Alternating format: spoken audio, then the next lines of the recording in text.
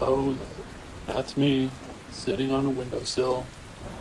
I'm an unfinished project.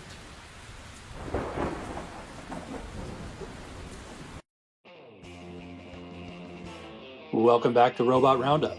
Today we're scratch building a frog robot, inspired by the illustration work of artist Guznag. He painted an awesome series of robot frogs, and I want to build a similar one. Ready? Let's go.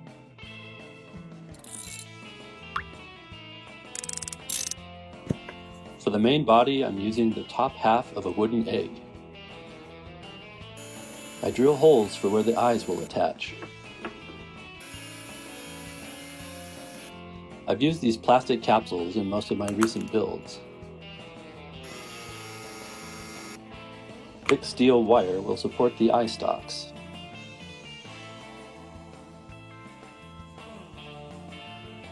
I sketch the outline of the mouth onto the egg, and then use a compass divider to redraw it on a piece of EVA craft foam.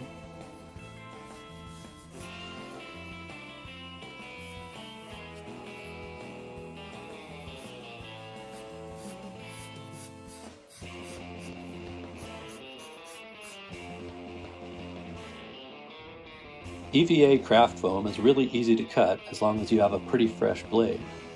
But this time I don't need an exact cut, and a little bit of imprecision can add some character to the model. I do a test fit and then glue the foam to the wood using E6000 glue, which works well with foam.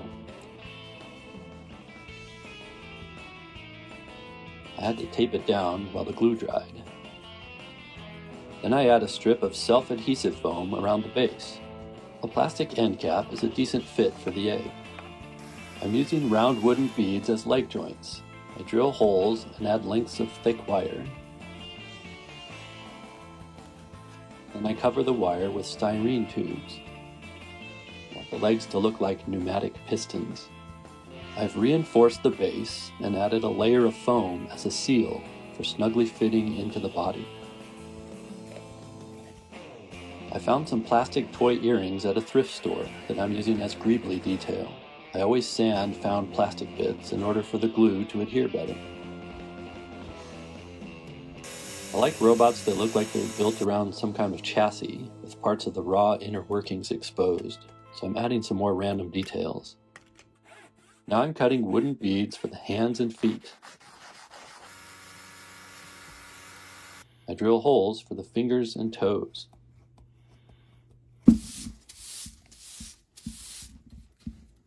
Some heart-shaped beads and plastic pins from one of those 3D pin art toys will form the fingers and toes.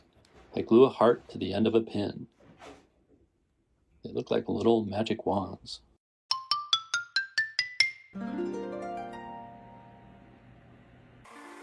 Then I make a few small wire coils, which I'll slide over the pins. I do a quick test fit of the completed feet.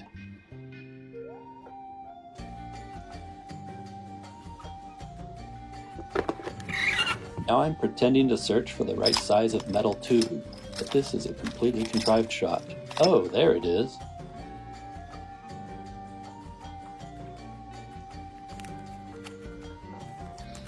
I take a thin styrene strip and tape it to the metal tube. And then coil it around. I'm actually making some springs for the legs.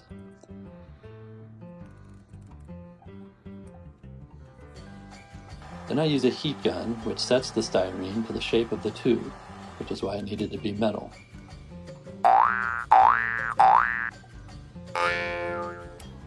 For the eyes, I'm experimenting with a few different size shapes.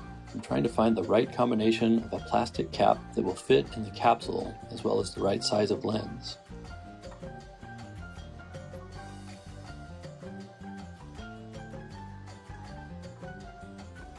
I wanted red eyes, so I painted a few of the pieces. I really like the look of these. They remind me of a Fresnel lens. I dry brush some metallic paint to hit some of those edges. To attach the lens, I'm going to fill some of this gap with epoxy. I tape the lens in place. Then I mix some 2-part JB Weld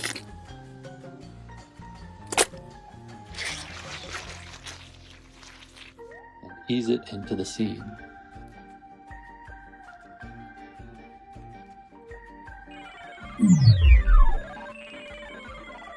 This turned out okay, but if I could do it over, I would just epoxy it in 4 or 5 points instead of filling the whole seam. It's a little messy. I'm using another strip of adhesive-backed craft foam to cover the seam around the lens.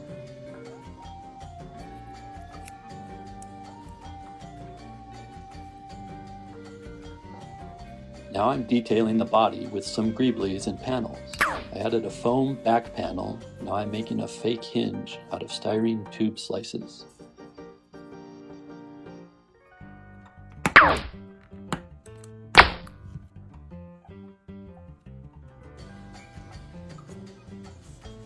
I've also added some more panels and other details out of epoxy putty. I'm using plastic gems as rivets. I've already marked out where I want the rivets to go. Then I add small dabs of super glue and stick on the gems.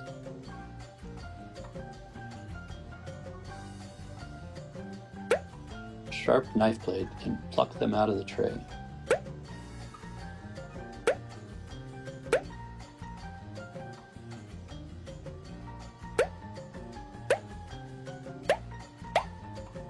I also glue the eyes into place.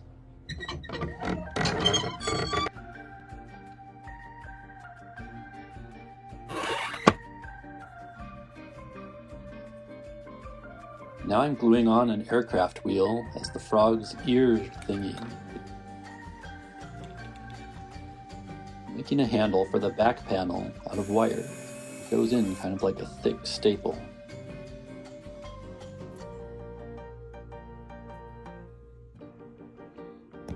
Now I'm using craft grating to make a back vent panel.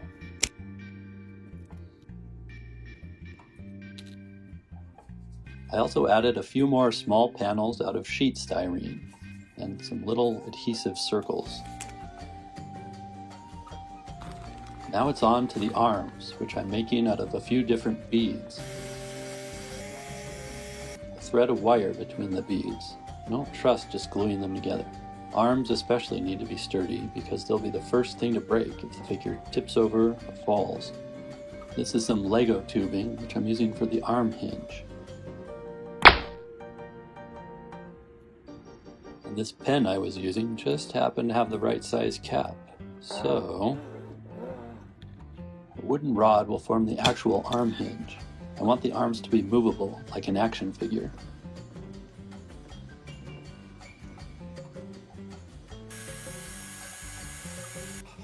I drill and file a hole for the joint.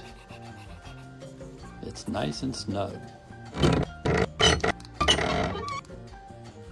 Use the guidelines on my cutting mat to find a good angle for the forearm joint.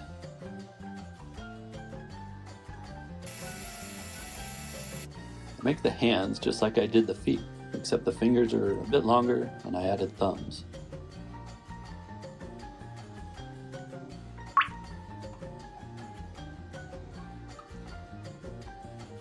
I like the clasp on these toy earrings, so I'm snipping them off and gluing them to the back of the hands for some extra detail.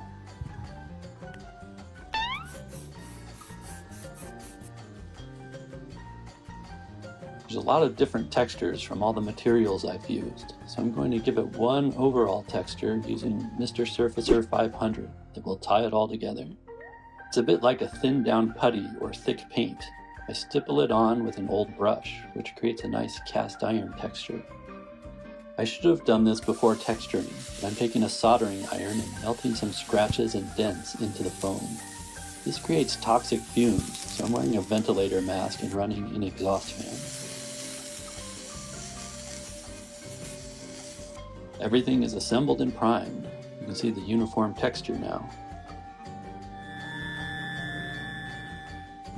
Collected a bunch of these disposable contact lens containers. They make handy little paint or glue pots. They even have a little grippy handle.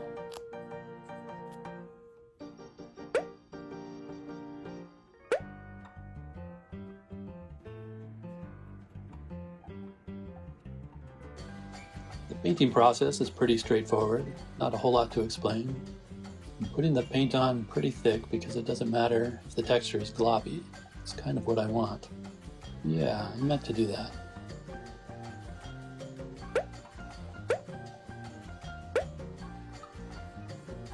To unify the colors, I make sure that some of the base color is added to any new mixes.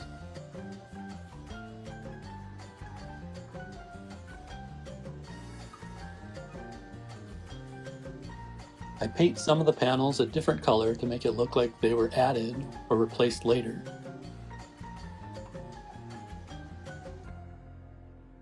I paint it kind of patchy for a worn look.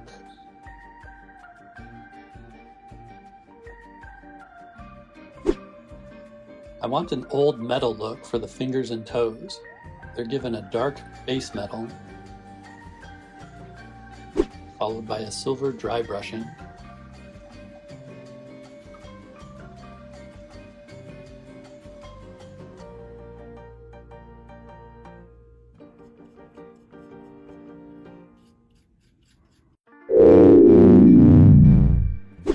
For a paint chipping effect, I'm using a small brush with a reddish-brown paint. Using the edge of the brush, I think of it as a sharp tool that's actually scratching at some of the raised edges and revealing the old worn metal.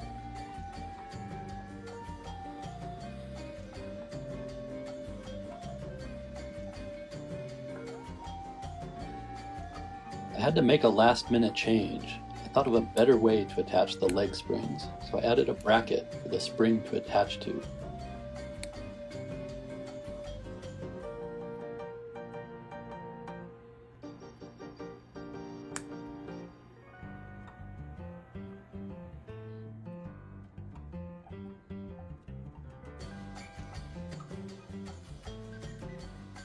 And then it's back to weathering.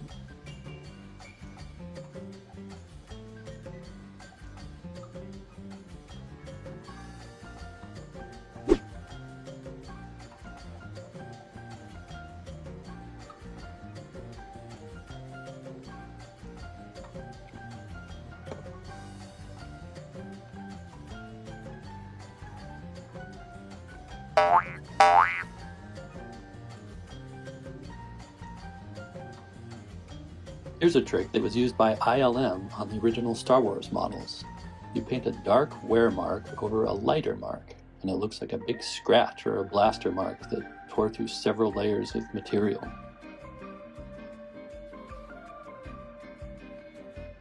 For a heavier chipping effect, I used a sponge with the same color.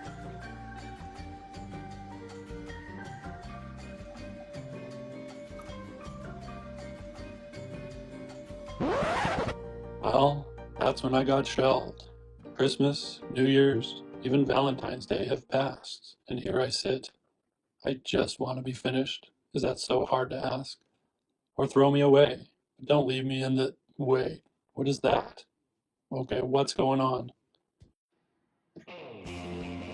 We need to finish this guy. I make an oil wash with burnt umber oil paint thinned with mineral spirits.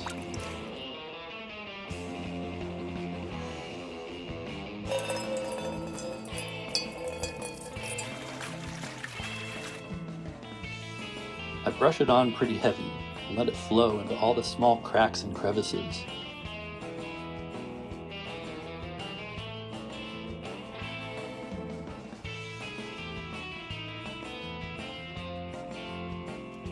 And I dab a paper towel over some of the raised areas. I do this in stages for all the different sections.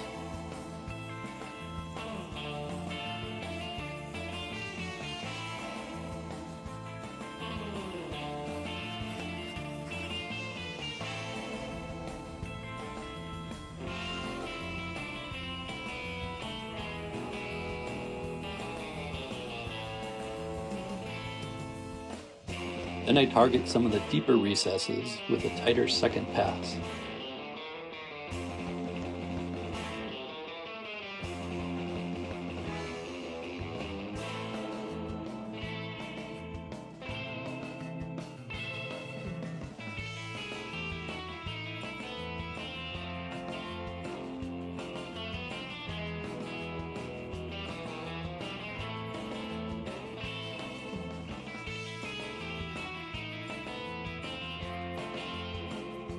Lastly, I add some rust streaks by wetting an area with thinner and dabbing on some oil paint, and then brushing it downward with a soft brush.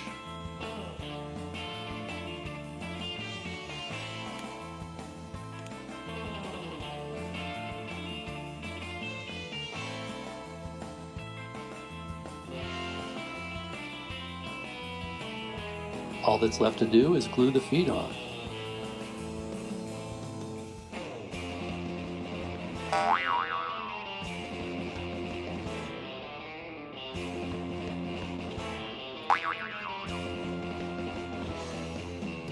And with that, I think we're finally done. Thanks for watching. Robots rule, and so do you. See you at the next roundup.